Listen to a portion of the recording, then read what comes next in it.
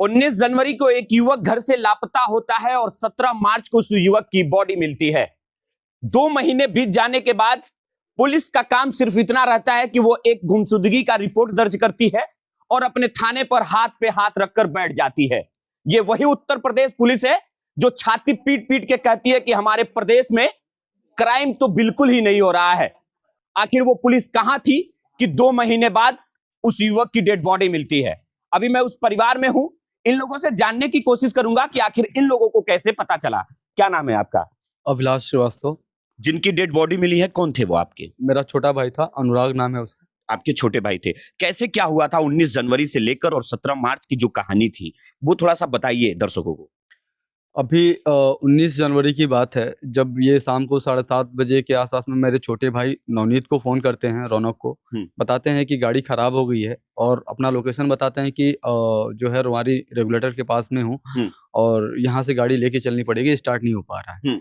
और ये बताते हुए जब छोटा भाई रौनक जो है अपने सहयोगी के साथ में, मित्र के साथ में वहाँ पहुँचता है, तो वहाँ पे घटनास्थल पे पहुँचता है तो गाड़ी मिलती है और ये नहीं रहते हैं। तो उसके मतलब कि अपने तरीके से उसने आस-पास में खोजबीन किया, 1 किलोमीटर आगे बढ़ के देखा, पीछे भी जाके देखा, नहीं मिला। तो तब जाके मुझे उसने कॉल किया कि भैया ऐसी-ऐसी घटना हुई है और भैया नहीं मिल रहे हैं। मैं यहाँ से भागे-भागे वहाँ अकेले ही भागा, वहाँ पे जा पहुँचा वहाँ पे। जब वो नहीं मिला तो मुझे कुछ समझ में नहीं आया, तो फिर मैंने 112 डायल किया और वहाँ पे पुलिस को बुलाया। पुलिस मौके पे पहुँची, वहाँ पे एसएसओ भी पहुँचे, वहाँ के नोरबिया नौरंगे के एसएसओ साहब भी पहुँचे और उन्हें वहीं पे मैंने उनको तहरीर भी दे दिया कि हमारा भाई जो है गुमशुदगी है और जो भी चीज़ें थी हमारे साथ जो भी निकल के आया था वो सब मैंने उनको बताया कि एक मुस्लिम परिवार की लड़की है, उससे वो बात करते हैं, थोड़ा उस पर भी जांच करिए, हो सकता है कि उसके परिवारजन या फिर किसी उसके चाहने मतलब जानने वाले कोई घटना को अंजाम ना दे दे। लेकिन इस बात को कह के वो लोग टालते रहे कि नहीं अभी जो है कहीं कुछ घटना नहीं हुई। 1 हफ्ते तक वो लोग नहर में देखे। जब 1 हफ्ता बीत गया, बीतने के बाद से कहते हैं कि वो कहीं कुछ अनहोनी नहीं हुआ है, वो अपने आप से को छुपा लिया है।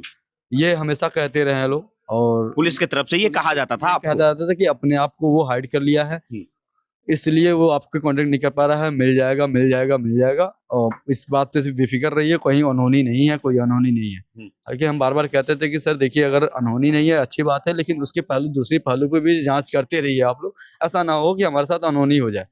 ये इस तरह इसकी बात तो हम लोगों ने थाना पे दिया ही दिया, एसपी साहब को भी हम लोगों ने इसको दिया कि सर देखिए ये चीज आप जाँच कर रहे हैं, मानता हूँ कि सर वो अपने आप को हाइड कर दिया, लेकिन मैं अब दूसरी पहलू पे भी जाँच कर ले कि ताकि जो है वहाँ पे कोई अनहोनी ना हो, कोई हमारे घर में घटना ना घट जाए।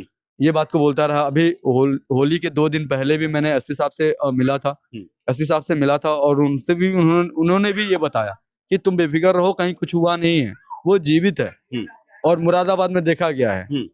लेकिन बाद में पता चलता है कि मुरादाबाद पुलिस कही थी ये बात? ये एसपी साहब का कहना था। एसपी साहब ने मुझे बताया कि मुरादाबाद में देखा गया है, बेफिक्र रहो।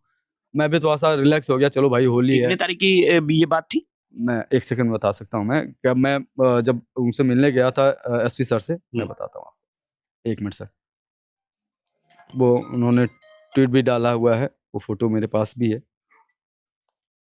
ये 12 मार्च को मैंने उनसे मिला था, एसपी साहब से 12 मार्च को मैं मिला था और वहाँ पे मिलने के बाद पे काफी मैंने उन्होंने बताया भी। देखिए ये मैं सामने बैठा हुआ हूँ एसपी सर के सामने, सब कुछ था यहाँ पे, ये मैं मिला हुआ हूँ। देखिए उन्होंने उसी दिन बताया कि जीवित है, कहीं कुछ घटना नहीं घटी है और वो मुरादाबाद में देखा गया है। मैं बहुत खुश था कि चलो यार, मैं घर पे आया, अपने पिताजी को बताया कि ऐसी सी बात है डैडी, परेशान मत होइए। 2-4 दिन 10 दिन जो भी है होली के बाद से अब कहने के लिए कर रहे हैं लोग, हम लोग वेट कर। प्रशासन की तरफ से 12 मार्च को कहा गया था कि मुरादाबाद में देखा गया है, आपका भाई जीवित है। फिर 19 मार्च को आप पुलिस प्रशासन को उनके नंबर पे ट्राई करते हैं, फोन जाता है तो पुलिस की तरफ से आपको ये बताया जाता है कि आपके भाई इस दुनिया में अब नहीं है, उनकी हत्या के द्वारा हमको नहीं बताया गया था। बताया हमको, बता दे कल की ही घटना है, जब हमारे पास लगभग 12:30 बजे हमारी पत्नी हमको फोन करके बताती है कि सुमित बाबू का नंबर जो है ऑन हो गया है, उस पर कोई जेंट्स फोन उठा रहे हैं कोई, और उन्होंने बताया कि अपने किसी गार्जियन से बात कराइए। तो मैंने तुरंत अपने भाई के नंबर पे ही उसको कॉल किया। मैंने बताया कि सर बताइए आप कहाँ से बात कर रहे हैं? तो कह रहे हैं कि मैं बिशनपुरा थाने से बात कर रहा हूँ और ऐसी आप यहाँ पे आ जाइए, कुछ सूचना है ना। तो हमने इस रविवार को जो डेड बॉडी मिली थी नहर में, उसकी हमको सूचना मिल गई थी कि हाँ नहर में मिली, लेकिन हम लोग का दिमाग एकदम से हट गया था कि 2 महीने हो गए, अब नहर में कैसे मिल सकता है। उस बात पे हम लोग बेफिक्र हो गए और कोई सूचना भी नहीं आई थी, ना ही स्वास्थ्य टीम से कोई आया, ना ही नेबुआ नौरंगिया की टीम से आया, ना ही आपके एसपी ऑफिस की तरफ से या फिर रामकोला थाना की तरफ से, कहीं से भी हमको कोई मैसेज नहीं मिला। तो हमको भी ये लगा कि चलो यार वो नहीं था, मैं भी बहुत रिलैक्स हो गया था। और एसपी साहब ने बताया भी था 12 तारीख को कि जो है वो मुरादाबाद में देखा गया है। तो हम बहुत मतलब माइंड पे नहीं लिया वो चीजें, लेकिन कल वही फोन करके मैं जब पता करके गया, पता चला कि अच्छा, जब वो घर से गए थे 19 जनवरी को, तो क्या पहने हुए थे? 19 जनवरी को जब निकला था तो एक पिंक कलर की शर्ट थी और उसके ऊपर जैकेट डाला था और अंदर टी शर्ट डाला था। अच्छा। लाइनिंग में इसी तरीके के। डेड बॉडी जब मिली तो क्या पहने थे? डेड बॉडी जब मिली है तो उसपे जैकेट और शर्ट नहीं था। हाँ। शर्ट और जैकेट नहीं था और बाकी टी शर्ट थी, वही और वाली जो बाकी- पहन के गए थे। बाकी वो जो पहन के गए थे वो टी शर्ट थी और पैंट वगैरह वही थे, जूते भी वही थे, लेकिन जैकेट और शर्ट नहीं थे उसपे। तो कहीं ना कहीं अगर देखा जाए तो इसमें प्रशासन की सबसे बड़ी लापरवाही देख रही है, क्योंकि 19 जनवरी से लेकर और 17 मार्च का दिन कोई छोटा मोटा दिन नहीं है, लगभग 2 महीने हैं और 2 महीने में पुलिस प्रशासन सिर्फ और सिर्फ गुमशुदगी का रिपोर्ट दर्ज करती है और युवक को ढूंढने में नाकाम रहती है, और जिसका खामियाजा ये होता है कि वो युवक की हत्या होती है और उसकी डेड बॉडी जो है वो नहर में मिलती है। उसके बावजूद भी पुलिस प्रशासन जो है उनके परिवार को नहीं बताती है।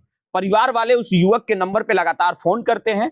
एक बार 19 मार्च को फोन लगता है और तब जाकर परिवार वालों को पता चलता है कि वो अब इस दुनिया में नहीं है। परिवार वालों का लगातार ये आरोप है कि प्रशासन की सबसे बड़ी लापरवाही है। अगर प्रशासन अपनी जिम्मेदारी से काम की होती तो शायद आज वो इस दुनिया में जिंदा होते और उनके परिवार में आज मातम नहीं छाया होता। पूरे वीडियो में आपकी क्या प्रतिक्रिया है कमेंट बॉक्स में बताइएगा, वीडियो को शेयर करिएगा। बहुत बहुत धन्यवाद। जय हिंद।